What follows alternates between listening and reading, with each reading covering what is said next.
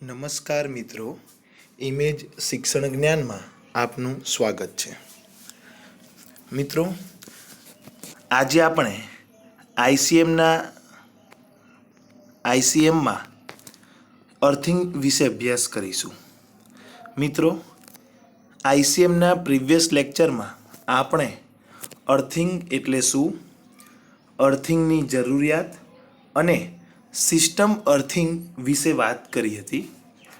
આજે આપણે આગળ ઇક્વિપમેન્ટ અર્થિંગ એટલે શું એ જોઈશું. તો મિત્રો, ઇક્વિપમેન્ટ અર્થિંગમાં ઇલેક્ટ્રિકલ સાધનની મેટલ બોડીને એક અથવા બે અલગ અલગ જગ્યાએથી અર્થ કરવામાં આવે છે. હવે બીજું છે ઓબ્જેક્ટિવ ઓફ ઇક્વિપમેન્ટ અર્થિંગ, એટલે કે ઇક્વિપમેન્ટ અર્થિંગના હેતુઓ કયા કયા હોય. મિત્રો, વ્યાખ્યા અગેન રિપીટ કરું છું કે જે અર્થિંગમાં ઇલેક્ટ્રિકલ સાધનની મેટલ બોડીને એક અથવા બે અલગ જગ્યાએથી અર્થ કરવામાં આવે તેવા અર્થિંગને ઇક્વિપમેન્ટ અર્થિંગ તરીકે ઓળખવામાં આવે છે. નેક્સ્ટ પોઈન્ટ છે ઇક્વિપમેન્ટ અર્થિંગના હેતુઓ, ઓબ્જેક્ટિવ્સ ઓફ ઇક્વિપમેન્ટ અર્થિંગ. તો એના મુખ્યત્વે ત્રણ હેતુ છે. પહેલો છે કે સાધનના લાઈવ પાર્ટ સિવાય બધા જ મેટલ ભાગોને અર્થ પોટેન્શિયલ પર રાખવા અને ઓપરેટર તથા એટેન્ડન્ટને પણ દરેક વખતે અર્થ પોટેન્શિયલ પર રાખવા. એટલે કે સાધનનો જે લાઈવ પાર્ટ છે, મીન્સ જેમાંથી કરંટ ફ્લો થાય છે, એ સિવાયના બધા જ મેટલ ભાગોને, જેમ કે બોડી હોય, બરાબર, બોલ્ટ હોય, બધી સિસ્ટમને અર્થ પોટેન્શિયલ પર રાખવા, એટલે કે અર્થિંગ સાથે જોડાણ કરેલા રાખવા, અથવા ઓપરેટર તથા એટેન્ડન્ટને પણ અર્થ પોટેન્શિયલ પર રાખવા. ઉપરાંત સાધનની આજુબાજુના વિસ્તારને પણ અર્થ પોટેન્શિયલ પર રાખવો, જેથી અબનોર્મલ શોર્ટ સર્કિટ કે અર્થફોલ થાય ત્યારે વ્યક્તિ શોકથી બચી શકે. આ પહેલો એનો હેતુ છે.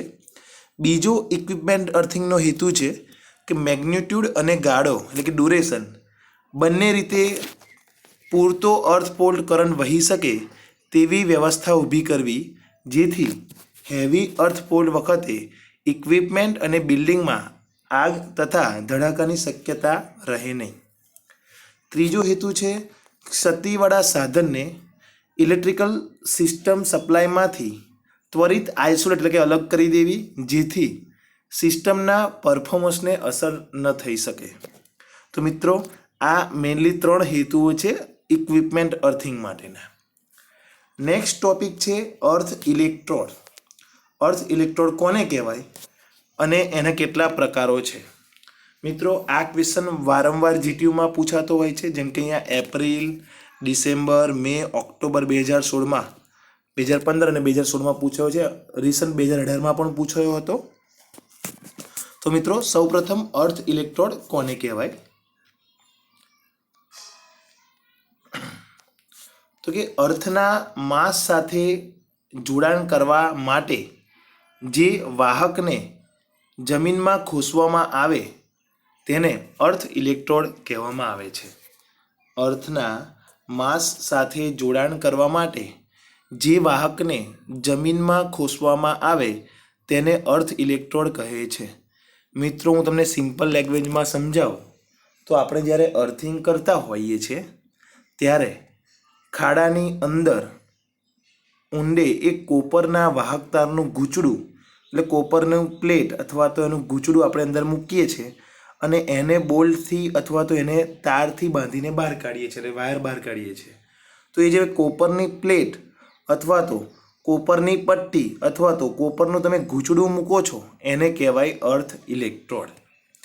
અગેન મિત્રો, રિપીટ કરું છું આ સમજ્યા પછી, કે અર્થના માસ સાથે જોડાણ કરવા માટે જે વાહકને જમીનમાં ખોસવામાં આવે છે એને અર્થ ઇલેક્ટ્રોડ કહે છે. હવે ઇન્ડિયન સ્ટાન્ડર્ડ પ્રમાણે, એટલે કે આઈએસ પ્રમાણે, સ્પ્રિંકલર પાઇપ, ગેસ, પાણી કે સળગી ઉઠે તેવું પ્રવાહી વહન કરતા પાઇપ, કોન્ડ્યુક્ટ, કેબલના મેટાલિક એન્ક્લોઝર, લાઇટનિંગ પ્રોટેક્શન સિસ્ટમના વાહકનો ઉપયોગ તમે અર્થિંગ માટે કરી શકો નહીં. એટલા માટે અર્થ ઇલેક્ટ્રોડના નીચે મુજબ 5 પ્રકારો છે. આ પ્રમાણે 5 પ્રકારો છે. પહેલો પ્રકાર છે રોડ ઇલેક્ટ્રોડ, બીજો છે પાઇપ ઇલેક્ટ્રોડ, ત્રીજું છે પ્લેટ ઇલેક્ટ્રોડ, ચોથું છે સ્ટ્રીપ ઇલેક્ટ્રોડ અને પાંચમું છે કોઇલ ઇલેક્ટ્રોડ. તો મિત્રો પહેલા પ્રકાર વિશે વાત કરીએ કે રોડ ઇલેક્ટ્રોડ કેવો હોય અને એના ડાયમેન્શન કેવા હોય. તો આકૃતિમાં તમને ફિગર બતાવી જ છે કે રોડ ઇલેક્ટ્રોડ કેવો હોય. નળાકાર આકારનો હોય અને એની નીચે અણિયા જેવો ભાગ હોય. તો મિત્રો સમજીએ કે આ ઇલેક્ટ્રોડ સળિયાના રૂપમાં હોય છે. એટલે નોર્મલ આપણો સળિયો હોય છે એ રૂપમાં ઇલેક્ટ્રોડ હોય છે. તેને જમીનમાં ઊભો ખોસવામાં આવે છે. જો કે તે લોખંડ કે સ્ટીલમાં બનેલો હોય છે તો તેનો ઓછામાં ઓછો વ્યાસ 16 mm હોવો જોઈએ. જો તે રોડ ઇલેક્ટ્રોડ લોખંડ અને સ્ટીલમાંથી બનાવો તો તેનો વ્યાસ ઓછામાં ઓછો 16 mm હોવો જોઈએ. પરંતુ જો આ ઇલેક્ટ્રોડ કોપરનો બનાવો તો એનો ઓછામાં ઓછો વ્યાસ 12.5 mm હોવો જોઈએ. એટલે એની સાઇઝ બે પ્રમાણે નક્કી થાય. જો કોપર અને લોખંડનો હોય તો 16 mm ઓછામાં ઓછો, એનાથી વધારે હોય તો ચાલશે. અને જો કોપરનો હોય તો 12.5 mm હોવો જોઈએ. હવે રોડ ઉપર કલર કે ઇનેમલનું અવાહક પડ હોવું જોઈએ નહીં. તેને જમીનમાં ઓછામાં ઓછી 1.25 મીટરની ઊંડાઈએ ખોસવામાં આવે છે. જમીનમાં 1.25 મીટરની ઊંડાઈએ આ રોડ ઇલેક્ટ્રોડ ખોસવામાં આવે છે. તો મિત્રો હતું આ રોડ ઇલેક્ટ્રોડ. હવે જોઈએ આપણે પાઇપ ઇલેક્ટ્રોડ. તો પાઇપ ઇલેક્ટ્રોડમાં ગેલ્વેનાઇઝ પાઇપનો બનેલો હોય છે. એના અંદરનો વ્યાસ 39 mm થી ઓછો ન હોવો જોઈએ અને એની લંબાઈ ઇલેક્ટ્રોડની લંબાઈ 2.5 મીટરથી ઓછી હોવી જોઈએ નહીં.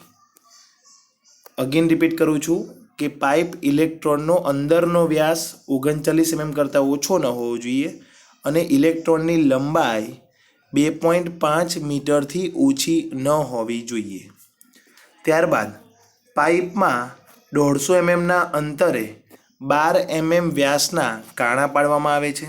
જે લંબાઈ છે એમાં 150 મીટરના અંતરે 150 mmના અંતરે 12 mm વ્યાસના કાણા પાડવામાં આવે છે. આ કાણા બે પ્લેનમાં એકાંતરે પાડવામાં આવે છે. મીન્સ બે પ્લેન એટલે એની બે સાઈડ અલગ અલગ સામે કાણા પાડવામાં આવે છે. આ ઇલેક્ટ્રોડ જમીનમાં ઓછામાં ઓછી 1.25 mm ઊંડાઈએ ઊભો ખોસવામાં આવે છે અને પાઇપ પર કલર કે ઇનેમલનું અવાહક પડ હોવું જોઈએ નહીં. આની ફિગર આકૃતિ 5.5માં દર્શાવેલી છે. મિત્રો અહીંયા આકૃતિ 5.5 હું તમને બતાવું છું કે અહીંયા પાઇપ ઇલેક્ટ્રોડ છે. જો આ જે ઇલેક્ટ્રોડ છે નીચે એ છે આપણો પાઇપ ઇલેક્ટ્રોડ. પાઇપ જેવો હોય છે. તો મિત્રો આગળ જઈએ તો ત્રીજું છે પ્લેટ ઇલેક્ટ્રોડ. ત્રીજો છે ઇલેક્ટ્રોડ પ્લેટ ઇલેક્ટ્રોડ. તો કે આ ઇલેક્ટ્રોડ પ્લેટના સ્વરૂપમાં હોય છે. આપણને ખબર છે પ્લેટ કયા ફોર્મમાં હોય તો એની લંબાઈ હોય, પહોળાઈ હોય અને ઊંચાઈ હોય. હવે આ પ્લેટ કોપરની અથવા તો ગેલ્વેનાઇઝ આયર્નની બનેલી હોય છે અને એનું માપ 600 mm બાય 600 mm નું હોવું જોઈએ. એની લંબાઈ અને પહોળાઈ 600 mm બાય 600 mm હોવું જોઈએ અને જાડાઈ એટલે થિકનેસ એ 3 mm હોવી જોઈએ. પરંતુ જો ગેલ્વેનાઇઝ આયર્નની બનેલી હોય એમાં બે પ્રકાર છે. મેં તમને કહ્યું કે આ પ્લેટ કોપર અથવા ગેલ્વેનાઇઝ આયર્નની બનેલી હોય.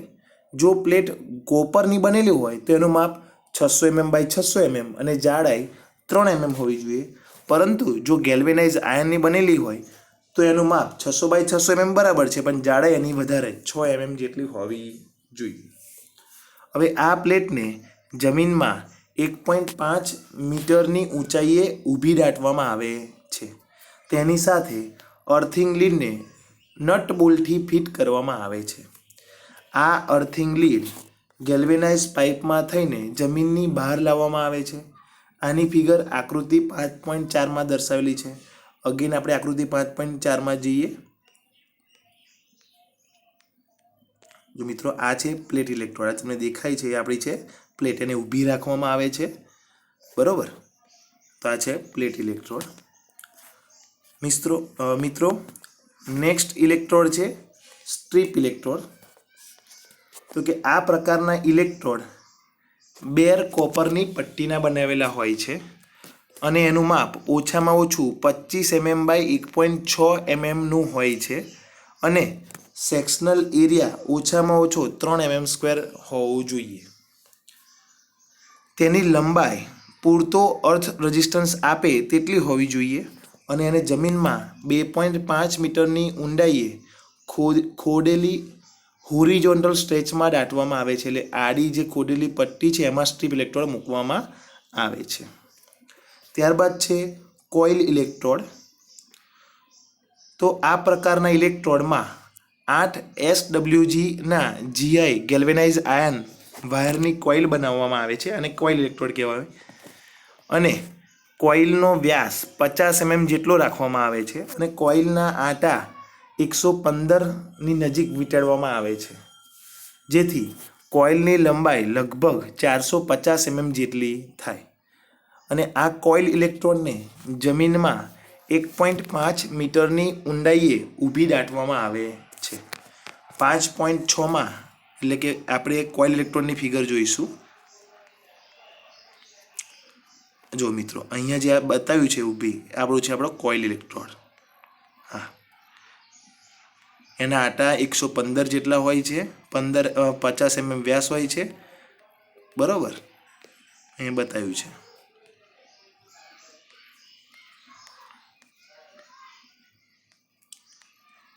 ત્યારબાદ મિત્રો આ 5 પ્રકાર એ આપણા અર્થ ઇલેક્ટ્રોડના હતા. અગેન રિપીટ કરું છું. પહેલું છે રોડ ઇલેક્ટ્રોડ, બીજું છે પાઇપ ઇલેક્ટ્રોડ, ત્રીજું છે પ્લેટ ઇલેક્ટ્રોડ, સ્ટ્રીપ ઇલેક્ટ્રોડ અને કોઇલ ઇલેક્ટ્રોડ. આ 5 ઇલેક્ટ્રોડમાં મુખ્યત્વે શેમાંથી બનાવવામાં આવે છે, એના કેટલા માપ હોય છે અને જમીનમાં કેટલી ઊંડાઈએ અને કેવી રીતે ખોસવામાં આવે છે એ મિત્રો આપણે ખાસ ધ્યાન આપીશું. ત્યારબાદ મિત્રો અગત્યના 3 શબ્દો છે એ આપણે સમજીશું. પહેલું છે અર્થિંગ લીડ, એટલે કે મેઇન અર્થિંગ કંડક્ટર કોને કહેવાય.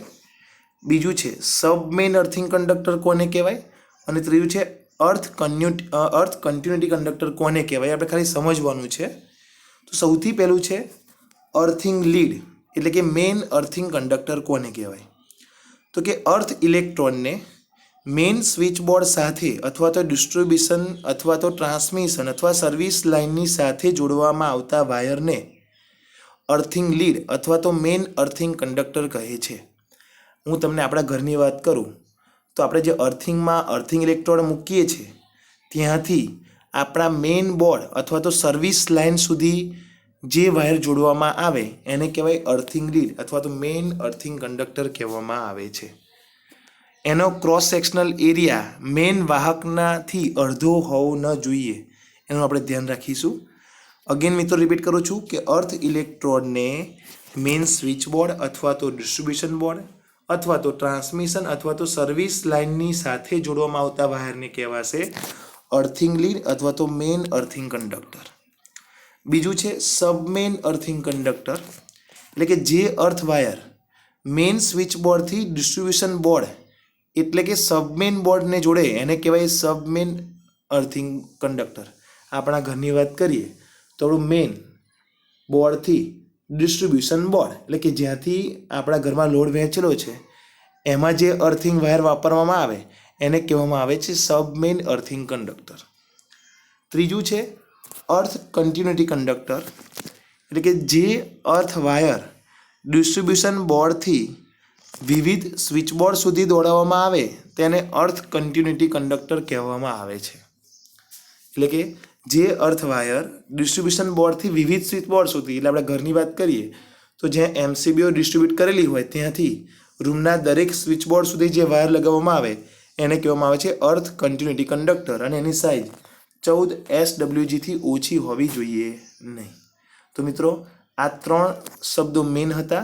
અર્થિંગ લીડ કોને કહેવાય, સબમેઇન અર્થિંગ કંડક્ટર કોને કહેવાય અને અર્થ કન્ટિન્યુટી કંડક્ટર કોને કહેવાય. ઘણીવાર 2 માર્ક્સના ક્વેશ્ચનમાં પૂછાતા હોય છે. અને હવે મિત્રો તમારી એક્ઝામ મે બી MCQ ટાઈપ લેવાશે તો એમાં પણ આ ખાસ જરૂરી હશે. તો મિત્રો નેક્સ્ટ લેક્ચરમાં આપણે અર્થિંગની પદ્ધતિઓ વિશે અભ્યાસ કરીશું. મિત્રો ICMના નેક્સ્ટ વિડીયો લેક્ચરની અપડેટ કરવા માટે અગેન રિપીટ કરું છું, તમે આ ચેનલને સબસ્ક્રાઈબ કરો અને બેલ આઇકોન પર ક્લિક કરો. આભાર મિત્રો.